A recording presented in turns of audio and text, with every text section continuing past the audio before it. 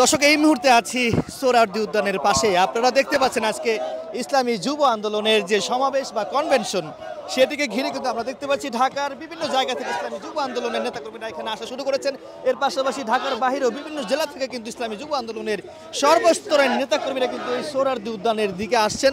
ইতিমধ্যেই ইসলামী যুব আন্দোলনের যে যুব কনভেনশন সেটি কিন্তু শুরু হয়ে গেছে এবং আজকে এই যুব আন্দোলনের যে প্রধান অতিথি হিসেবে যতটুকু জানা গেছে যে চরমনায় পীর সাহেব থাকবেন এবং আরও অন্যান্য নেতৃবৃন্দরা কিন্তু বিশেষ অতিথি হিসেবে এখানে বক্তব্য দিবেন।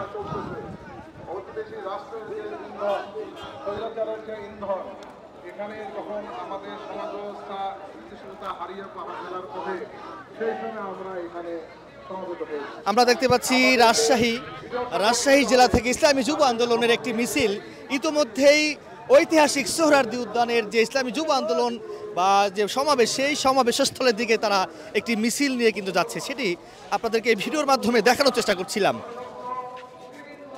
হাজার হাজার মানুষের একটা ঢল কিন্তু নেমেছে এই ঐতিহাসিক সোহরাওয়ার্দী উদ্যানে। দেখতে পাচ্ছেন অলি গলি আনাচে কানাচে সব জায়গায় কিন্তু ছড়িয়ে ছিটিয়ে পড়েছে ইসলামী যুব আন্দোলনের সর্বস্তরের নেতাকর্মীরা। আমরা দেখতে পাচ্ছি আপনাদেরকে দেখানোর চেষ্টা করছি। যারা এই ঘটনাগুলো ঘটিয়েছে তাদের বিরুদ্ধে মামলা না হয় আমার সাথী বন্ধুদের বিরুদ্ধে মামলা রুজু হচ্ছে। এগুলো যে কতখানি জঘন্য কতখানি হয়রানি এটা একমাত্র যিনি জানেন মামলায় করেছেন তিনি জানেন। সব জায়গাতেই কিন্তু আসলে নেতা কর্মীরা বসে আছেন, কেউ গল্প করছেন, কেউ বক্তব্য শুনছেন, সেটি কিন্তু দেখতে পাচ্ছি। আমরা একটু সামনে যাব, সামনের যে মাঠটি রয়েছে সমাবেশস্থল, সেই সমাবেশস্থলটি আপনাদেরকে দেখানোর চেষ্টা করব কি অবস্থা রয়েছে।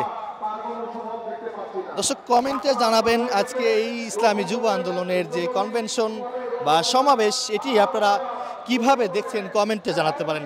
আজকে শুক্রবার, এই শুক্রবার কিন্তু ইসলামী যুব আন্দোলনের কনভেনশন, পঞ্চমতম কনভেনশন।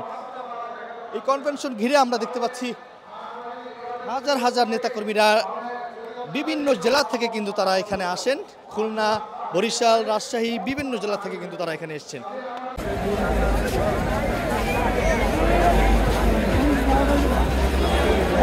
সবাই